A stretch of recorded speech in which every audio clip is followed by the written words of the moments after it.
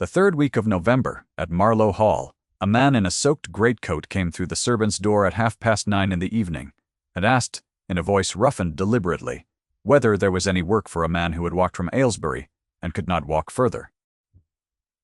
The under-butler looked at him for the length of one breath and told him the house was full. Rain came off the eaves in a steady rope behind him. His hair was flattened to his skull. He had made himself careful about the details, the way a man does when he intends a thing to be believed. His boots were the wrong boots. His coat had been borrowed from a groom who would be paid handsomely for the loan and for his silence. There was mud on his knuckles that he had put there himself, kneeling in the lane a quarter-mile back, and he had held his face in the cold rain until the color left it, and something like a fever's gray took its place. He leaned against the doorframe and let his shoulder carry him, behind the under-butler down a passage smelling of onions and coal smoke. A woman with flour to her wrists looked up from a board. The under-butler said over his shoulder, in the flat voice of a man reciting the household's position, that it was only a vagrant with a fever, and that the mistress had given standing orders. The word landed in the passage, and stayed there, vagrant. It had a shape to it, the way certain words do, a shape that decides a man's whole night. She did not know, that woman at the board, that the household she had served for 11 years was being weighed on a scale she could not see, and that the weight of it would come down on every person under that roof before the month was out. She only knew that the man in the doorway was shaking, and that shaking is not a thing a person does on purpose. Her name was Hester Vane, and she was 30 years old, and she was the cook at Marlow Hall. Stay with her a moment. This is the night everything in that house turned. She wiped her hands on her apron and came up the passage. The under-butler had already begun to close the door. Hester put her palm flat against it. Not hard, the way one stops a gate rather than a man. And the door held where it was. Rain came in across the stone. The under-butler, whose name was Pym, and who had a wife in the village, and a great deal to lose, said her name once as a warning. She looked past him at the man in the doorway. He was tall. That was the first fact. He was tall, and he had gone gray around the mouth, and his eyes were fixed on nothing, and his hands, which were the hands of a man who had never in his life scrubbed a pot, hung at his sides with the fingers slightly curled as though they had forgotten what they were for. He did not ask again. That was what decided her. A man who begs asks twice. "Come in," she said. Pym told her the mistress would hear of it.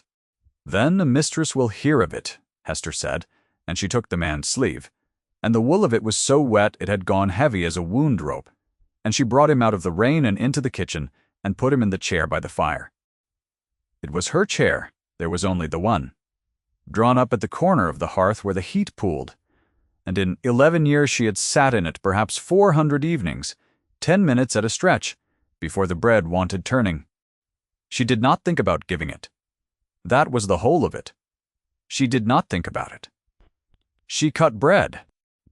Not the fine bread that went up to the dining room in a basket lined with a cloth, but the household loaf, the one with a crust that fought back, and she cut it thick and put butter on it and set it on his knee because his hands were not steady enough to take a plate.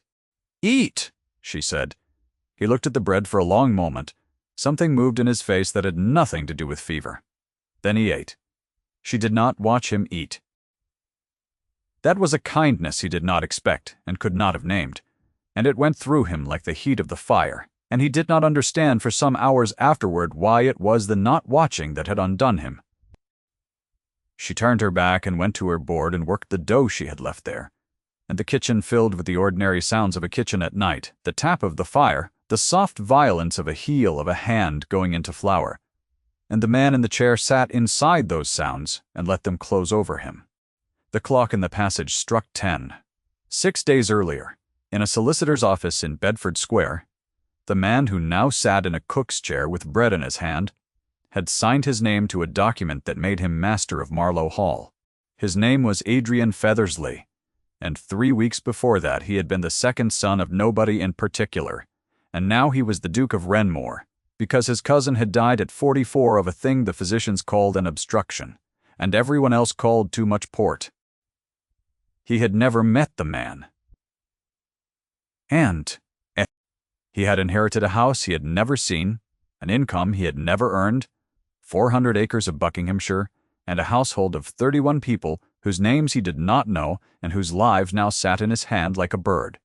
The solicitor had asked him what he intended to do. He had said that he intended to find out what kind of house it was. He had a reason. It was not a good reason, or rather, it was a reason that had grown in a bad place, and he did not speak of it to the solicitor or to anyone. It was this. 9 years earlier, in a house in Kent, a man had come to a door in the rain and been turned away. That man had been Adrian's brother Thomas, who had gone into the army at 19 and come out of it at 24, with a leg that did not work and a habit of drinking that did, and who had walked from Rochester in November to ask his own family's connections for a bed, and had been told the house was full. Thomas had slept in a hedge that night. He had taken a chill. He had died in a lodging house in Chatham 11 days later, and Adrian, who had been in Portugal, had learned of it in a letter that reached him in February, and he had carried that letter in his breast pocket every day for 9 years, and the paper of it had gone soft as cloth at the folds. He had not been able to punish the house in Kent. It was not his. This one was. So he had come up the lane in the rain with mud. He had put on his own knuckles, and he had stood in a doorway, and he had waited to see what Marlow Hall would do with a man it believed to be nothing. Marlow Hall had told him it was full. And then a woman had put her hand flat on the door. The kitchen at Marlow Hall was below the level of the garden, and the windows sat high in the wall, and at 10 at night they showed nothing but black glass with rain running down it. Hester worked. He watched her work. She was not a large woman. She was made narrow and upright, and she moved between the board and the range and the shelf without any wasted step. The way a person moves in a room they have worn a path through, and her forearms below the rolled sleeves were corded and marked with the small white scars that a life at a range leaves on a person. There was flour in the fine hair at her temple. She had a face that was not soft and was not hard.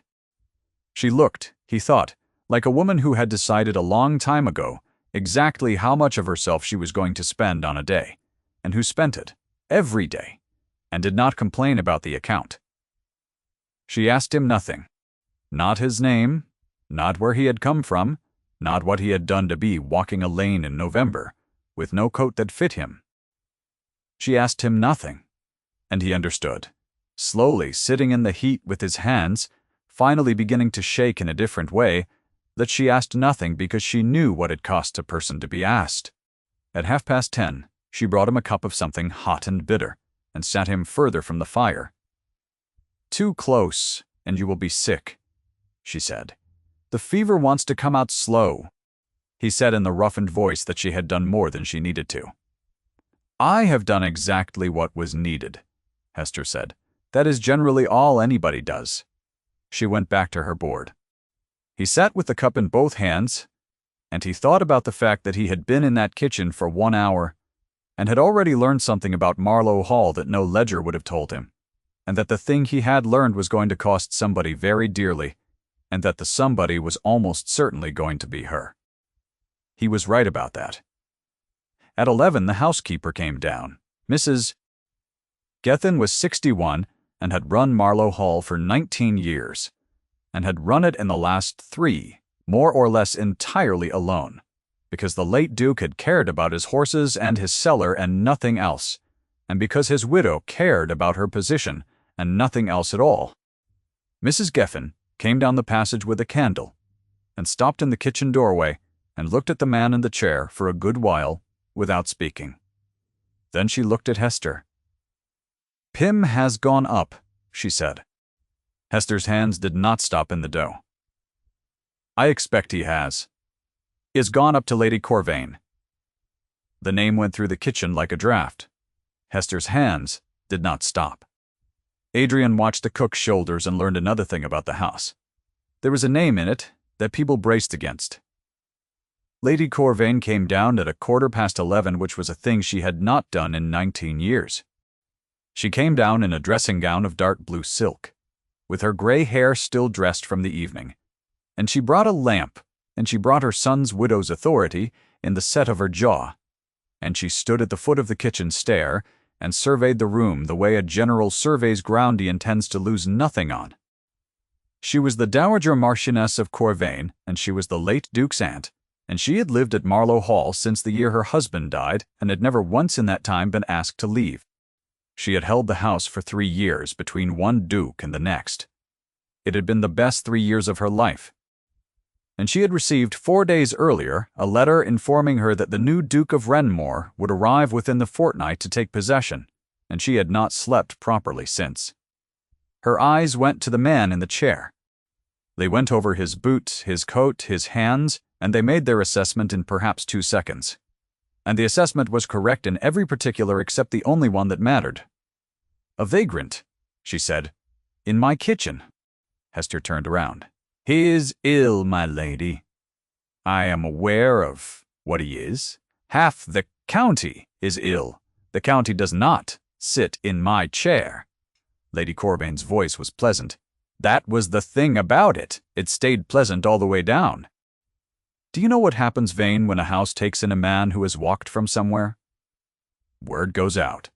Marlow Hall feeds them, and then there are 5 at the door, and then there are 15, and then there is a family camped in the lane with a sick child, and the whole of Buckinghamshire watching to see what I will do about it.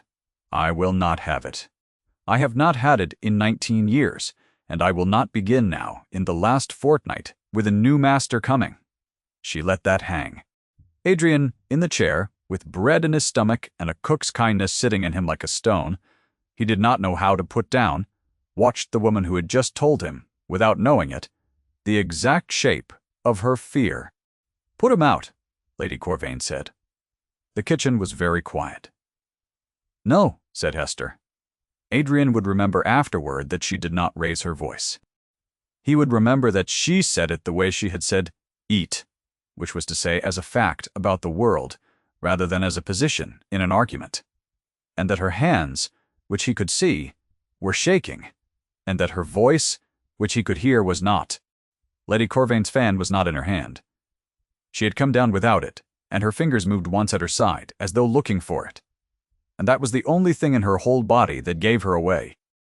"You will find," she said, "that you have misunderstood your position." "I have not, my lady. You are the cook." "Yes," Hester said, "and it is my kitchen, and my fire, and my chair, and my bread. He may have all 4 until morning. At morning, I will have him out at the gate myself, and he will not come back, because he is not the sort who comes back. And if you wish to turn me off for it, you may turn me off at morning too, and I will go, and the house will have no cook on the 14th of December, which I believe is the date of the dinner you are giving for the county. There is a silence that a house makes when a thing has been said in it that cannot be unsaid." Lady Corvain heard it. She was not a stupid woman. That was what made her dangerous.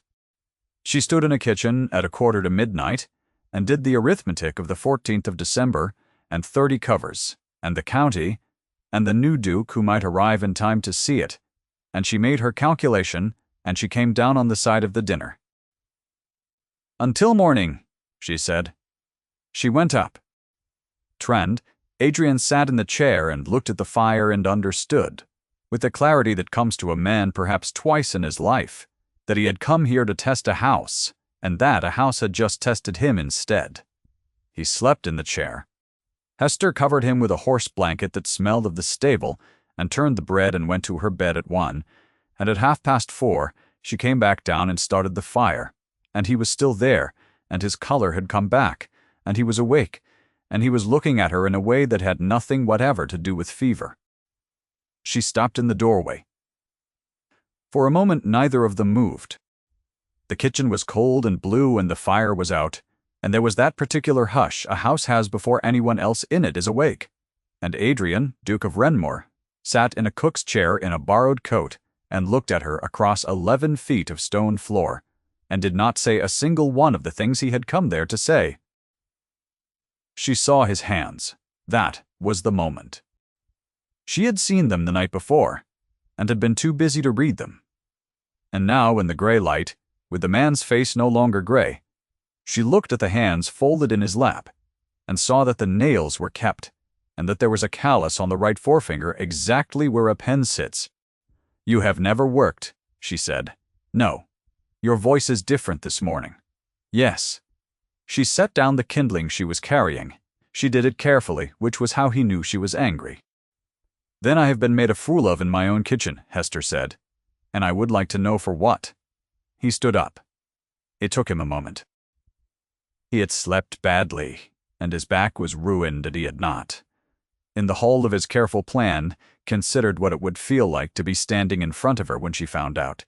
"My name is Adrian Feathersley," he said.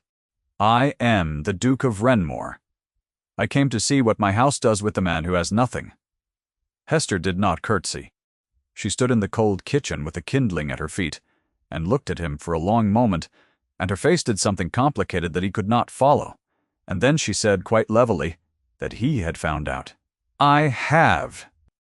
"And what will you do with it, your grace?" He did not have an answer. That was the trouble. He had built the whole thing to reach this room and had never once thought past it, and now he stood in it, with the truth in his mouth, and no idea at all what a man does with a truth like that. And the woman in front of him was waiting, and she had a fire to light, and she was not going to wait long. "I do not know yet," he said. "Then you have wasted a night," Hester said. And she knelt at the hearth and began to lay the fire, and did not look at him again. She lit it with 3 strikes. He watched her do it. He had never in his life lit a fire, and it had never once occurred to him that it was a skill. And he stood in the kitchen of a house he owned, and watched a woman do a thing well, and felt for the first time since the letter came from Chatham the specific vertigo of not knowing anything at all. He left through the servants' door at 5, before the house woke, and walked down the lane in the gray, and his own carriage met him at the crossroads where he had left it, and he changed his coat in it. He came back at 4 in the afternoon as himself. There were 19 of them in the hall to receive him, in 2 rows, and Mrs. Gethin at the head of them with her hands folded, and Pym at her shoulder with his face the color of paper, and Lady Corvain on the stair, in gray silk with her fan held at a height that Adrian, who had learned nothing about fans in his life until that week, understood immediately to be a statement. Hester was not in the hall. Cooks are not, on the whole, in the hall. He came down the line, and let Mrs.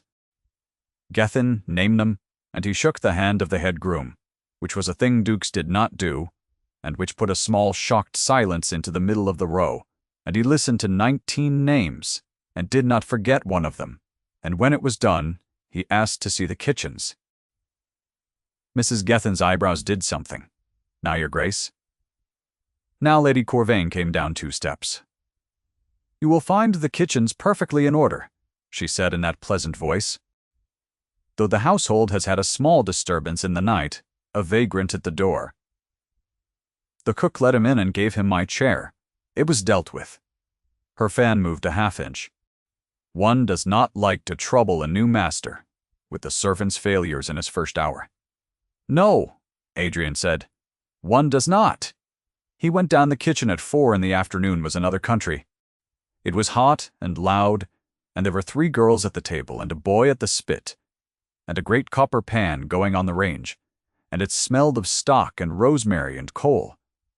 And in the middle of it Hester stood with her sleeves rolled and a spoon in her hand, and turned around and saw the master of the house in the doorway of her kitchen, in a coat that fit him. Every person in that room went down. The girls, the boy, all of them. Hester did not. She stood with the spoon in her hand for 1 second longer than she should have, and it was the longest second of Adrian's life. And then she curtsied, correctly and exactly, and straightened, and her face told him nothing. "Your Grace," she said. He had rehearsed something in the carriage. He did not use it. "Miss Vane," he said. "Carry on." He stood in her kitchen for 11 minutes and watched her work, and he did not touch anything, and he did not ask a single question. And when he went up, she was still shaking so hard she had to put the spoon down. The next 9 days were the strangest of Hester's life. He did not send for her, he did not speak of it. She was not turned off, and she was not thanked. And she went on making 4 meals a day for a house with a new master in it. And twice she came around a corner in the passage and found him there, and each time he stepped back to let her pass, which no duke had ever done in the history of Marlow Hall. And each time the girls behind her saw it and said nothing and thought a great deal. He came down to the kitchen on the 4th day and asked for bread. Just that. He stood in the doorway in the middle of the afternoon and asked, with the whole kitchen frozen around him, whether there was bread. Hester cut it, the household loaf, thick, with butter. She did not put it on a plate. She did not think about why, until afterward. He ate it standing in the doorway and thanked her, and went away, and the kitchen let out its breath, and Hester stood at her board with her hands flat on the flour, and her heart going in her throat like something trying to get out, and understood that she was in a great deal of trouble. Because she had begun to listen for him. That was the truth of it, and it was a ruinous truth. She was 30, and she was a cook, and she had a place and a wage of £28 a year, and a room of her own over the scullery, which is more than most women in England had, and she had built the whole of her life on the foundation of not wanting things she could not have. She had buried a mother at 19, and a father at 22, and a man she was to have married at 24, of a fever, in 6 days, and she had learned from all 3 that wanting is simply the down payment on grief. So she did not want. She cooked. She was extremely good at it, and being good at a thing is its own room to live in, and she had lived in it for 11 years and had been, in her way, content. And now she stood in her kitchen at 3 in the afternoon and knew the sound of one man's step on the stone, and it had taken 9 days. If this is where you are beginning to feel it, stay with her. She has further to fall. On the 10th day, Lady Corvain sent for her. The morning room at Marlow Hall faced east, and was cold by afternoon, and Lady Corvain sat in it with the fire unlit, which Hester understood to be a message. And the rival was there too. Her name was Miss Sybil Latchford, and she was 22, and she was Lady Corvain's great niece, and she had been at Marlow Hall for 6 days, having arrived on the day after the Duke in a post-chaise, with 4 trunks, for an unspecified stay of unspecified length. She was very pretty in the way that costs money. She sat by the unlit fire with her hands in her lap and looked at the cook with frank curiosity. The way one looks at a horse one has heard something about. Vain, Lady Corvain said. The 14th. My lady, 30 covers. 2 soups. My great niece will be seated at his Grace's right hand. A pause exactly long enough. The county will be watching. You understand what is being decided at that table. I understand the covers, my lady. Lady Corvain's mouth moved. You understand very little, I think. You have been 11 years in this house, and you have learned nothing about it, which is your protection and your limit both. Do you know what they said in the village, Vane, when you put that man in my chair? They said the cook at Marlow Hall has no more sense than a dog at a fire. It was not unkind. It was accurate. A dog does not calculate. It simply goes to what is warm. Miss Latchford looked at her hands. A dog at a fire, Lady Corvain said again gently. To be sure, it had landed 30 covers, Vane. You may go. Hester went down the 2 flights to her kitchen and stood at her board and began very steadily to bone a hare. She was still boning it 40 minutes later, when Mrs. Setty Stowe. Gethin came down and said in a voice pitched for one person that his Grace had been in the morning room at the time, in the window seat behind the screen, with a ledger, and that Lady Corvain had not known it, and that he had come out after and gone up to his rooms and had not come down since. Hester's knife did not stop. Then he has heard it, she said. He has heard it. Well. She turned to the hare. It is only what is true, Mrs. Gethin. I did go to what was warm. Mrs. Gethin looked at her for a moment and then said, the only tender thing she said in the whole of that November. You went to what was cold, girl? She said. That is rather the point. He came to the kitchen that night at 11, when it was empty. Hester was banking the fire. She heard him on the stone and did not turn around, and he stood in the doorway for a long moment, and the kitchen was warm and low and lit by the one candle at her board. "Miss Vane," she straightened. "Your Grace. Sit down." She did not. He had said it in the voice. The level one. The one that was not a request. And she stood by her own hearth with her hands at her sides and did not sit, and something in his jaw moved. "I have been standing since 4, Hester said. "If I sit now I shall not get up, and there is bread at 5. He took that. He stood a moment longer, and then he said quietly that he had heard what was said to her in the morning room. "I know. It was not accurate." "It was entirely accurate," Hester said. "I did not calculate. I have never calculated. If I calculated, I would have had a better life than this one." She heard her own voice go, and stopped it. "I beg your pardon. It is late." He crossed the kitchen. He did it in 3 steps, and stopped a yard from her, which was too close and not close enough, and he did not touch her, and the not touching filled the room from the floor to the beams. 9 years ago, Adrian said, my brother walked from Rochester to a house in Kent and asked for a bed, and was told the house was full. Hester did not move. He slept in a hedge. He was dead in 11 days. He said it levelly. He had never said it aloud to another person in his life, and it came out level, and only his hands, which were closed, gave anything away. I have carried the letter since I came here to find out whether this house was that house. That is the whole of it. There was no cleverness in it. It was 9 years of a thing I could not put down, and I put it on your doorstep at 9:30 at night, and you gave me your chair. The fire settled. I did not know, Hester said, and her voice was not level at all. No, you are telling me because you think I ought to know I did something. I am telling you, Adrian said, because it is the only thing I have that is worth as much as bread. She looked up at him, that was all. She looked up and he was there, and the candle was behind her and the fire was behind him. And neither of them said anything for the length of 4 breaths, and she felt her own pulse in her throat and in her wrists and in the place under her jaw. And she thought with a clarity that frightened her that if he moved, she would not step back. He raised his hand. It came up between them slowly and it stopped, 4 inches from her face, close enough that she felt the warmth come off the palm of it against her cheek, and it hung there. Neither of them breathed. "Hester," he said. It was the first time. 11 years in that house, and she had been Vane to the family, and Miss Vane to the girls, and cook to the boy at the spit, and no one above stairs had said her given name aloud, since her father died. And he said it in a kitchen at 11 at night, with his hand 4 inches from her face, and it went through her like a knife going into bread. Slow and complete and all the way down. His hand did not close the distance. "I want," Adrian said, and stopped, and started again. And it cost him visibly. "I want to sit in that chair every night for the rest of my life." That is not gratitude. I have been trying for 9 days to make it be gratitude. It is not. He lowered his hand.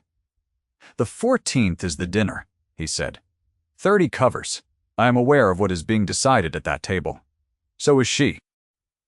He stepped back, and the yard became 2, and the room got cold.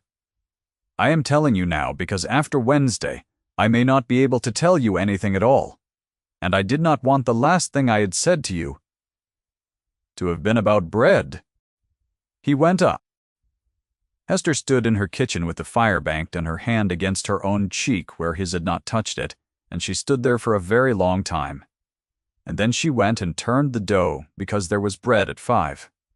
And there is always bread at 5. The 14th of December came in with snow. It began at 10 in the morning, the fine, dry kind that means business. And by 4, the lane was white and the county came up it anyway in 11 carriages, because the county would have come up that lane through fire to see what the new Duke of Renmore was going to do. Below stairs, it was a battle. 2 soups, 30 covers, a turbot that had come 60 miles and arrived at noon, and Hester in the middle of it, with her sleeves to the elbow running it. and every girl in that kitchen, moving because she said move. At 6, the dining room filled. At 7, Lady Corvain looked down at table seating 30, at a duke with her great-niece at his right hand, and knew with the particular sickness of a person watching their own arithmetic fail that he had not spoken to Miss Latchford in 20 minutes. At 7:30, the second soup went up. At 8, Lady Corvain put down her glass and said, into a lull in her pleasant voice that pitched perfectly and carried the length of the table, that his grace must be complimented on his cook. The table murmured. She is a treasure, Lady Corvain said. Quite untutored, of course. No calculation in her whatsoever. We had an amusing business last month, a man at the kitchen door in the rain, and she gave him my chair and fed him from the household loaf. A dog at a fire, my nephew, that is all she is. She simply goes to what is warm. Somebody laughed. It was not a cruel laugh. That was the thing that made it unbearable. It was the laugh of 30 people to whom this was genuinely a small, amusing story about a servant, told at a good table, in a warm room on a night when the snow was coming down outside. At the foot of the table, a woman in blue asked with real interest whether the man had been dangerous, and Adrian put down his knife. The room did not notice at first. He put his knife down, and he sat for the space of perhaps 3 seconds with his hands flat on either side of his plate. And then he stood, and 30 people stopped, because a duke standing at his own table between courses is not a thing that has an explanation. He did not raise his voice. The man at the door, he said, was me. Nothing. Then everything. All at once the way a wave does. 60 eyes. A fork going down onto China somewhere near the middle. Miss Latchford's hand at her own throat. And Lady Corvain, at the far end, holding her fan at exactly the height she had held it for 19 years, going white in a way that started at her mouth and moved outward. He was not looking at her. He was looking at the door to the passage, where a girl had come in with a tureen and stopped dead. I walked up from the crossroads in the rain on the 21st of November, Adrian said, and I put mud on my own hands, and I asked this house for a place by the fire, and this house told me it was full. 19 people in it said nothing. One person in it said no to the woman at the head of this table, and gave me her chair and her bread, and did not ask my name. Somebody said, faintly, "Good God! Send for her," he said. The room made a sound. "Your Grace," Lady Corvain said, and her voice had a crack across it, thin as ice over a river. "Your Grace, you cannot. Not into the dining room. She is the cook. Send for her." Nobody moved for 4 full seconds. Then Mrs. Gethin, standing at the sideboard, said, "Yes, Your Grace," and went out, and her shoes on the stone were the only sound in the room. Hester came up with flour on her wrists. She had not had time to take her apron off. She stood in the doorway of a room she had cooked for 11 years, and had entered perhaps 3 times, and 30 faces turned to look at her. And the candles doubled themselves in the silver, and Adrian walked the length of that table and stopped in front of her, and did not touch her. The room was so quiet she could hear the snow against the window. "This is Miss Hester Vane," he said. "I intend to marry her. 10 words." The fan came down. That was what Hester saw. She saw, across 30 covers and a wilderness of glass, Lady Corvain's fan come down onto the cloth, out of her hand, without being put there, and the old woman's mouth open and shut once with nothing in it. "Adrian," Lady Corvain said. It was the first time in 19 years she had used the Christian name at that table. It came out in pieces. "Adrian, the county is at this table." "I know," he said. "That is why I said it here." The rest of that night went into the county's memory and stayed there for 30 years. The woman in blue at the foot of the table stood up. She was Mrs. Anstey, and she was 70, and she had buried 2 sons. And she stood up in a dining room in Buckinghamshire and raised her glass to a cook in an apron. And after a moment the man beside her stood too. And then it went down the table like a fire in dry grass. And by the end of it 26 of the 30 were on their feet. 22 years old, and told her whole life that she was the correct choice, sat for a moment among the standing, and then rose with the rest. And her face, when Hester found it, was not spiteful at all. It was the face of a girl who had just understood something about her own life and was going to be a long time forgiving it. Lady Corvain did not stand. She sat at the head of the table with her hand around nothing and looked at the cloth. And Adrian did not say one word more to her then or ever on the subject. He did not need to. The room. She left Marlow Hall in the first week of January for a house in Bath, that he settled on her 400 a year, in a letter that was courteous throughout, and she lived there another 11 years, and she never once told the story, and everyone in Bath knew it anyway. Hester did not say yes that night. She said it 4 days later on the 22nd of December in the kitchen, at 9:30 at night, when he came down and stood in the doorway with the snow still on his shoulders from the yard, and asked her properly, without a room to hold him to it.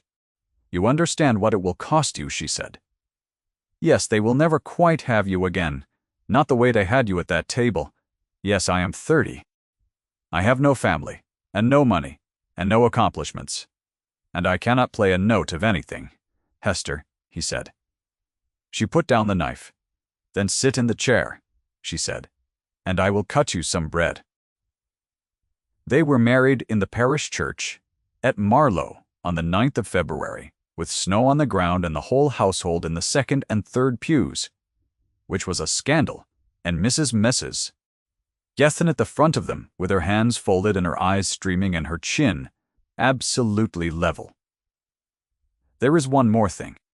On the evening of their first day back at the Hall, in the last of a February light, Adrian took his wife down to the kitchen, which was hers, and was not hers any more, and never would be again in the same way, and the girls scattered like birds, and he sat her in the chair by the hearth.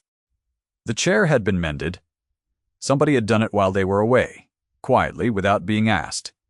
It had a new leg, and the new leg was oak and did not match. And it never afterward did.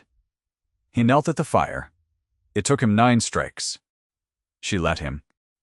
She sat with her hands in her lap and watched the Duke of Renmore kneel on the stone in front of a cold grate and fail at it again, and get it on the 9th. And when the kindling caught and went up, he sat back on his heels and looked at it with an expression she had not seen on him before. And she understood that she was watching a man be pleased with himself for the first time in 9 years. He took something out of his breast pocket. It was a letter. It had been folded and unfolded so many times that the paper at the creases had gone soft as cloth, and the ink of the direction had faded to the color of weak tea, and he held it in both hands for a moment. Then he put it in the fire. They watched it go. It took almost no time at all. Hester reached out and put her hand on the back of his neck, and he leaned his head against her knee. And neither of them said anything, and outside the high windows, the snow came down on Buckinghamshire in the dark. There was bread in the oven. There would be bread at 5. Thank you for staying until the end.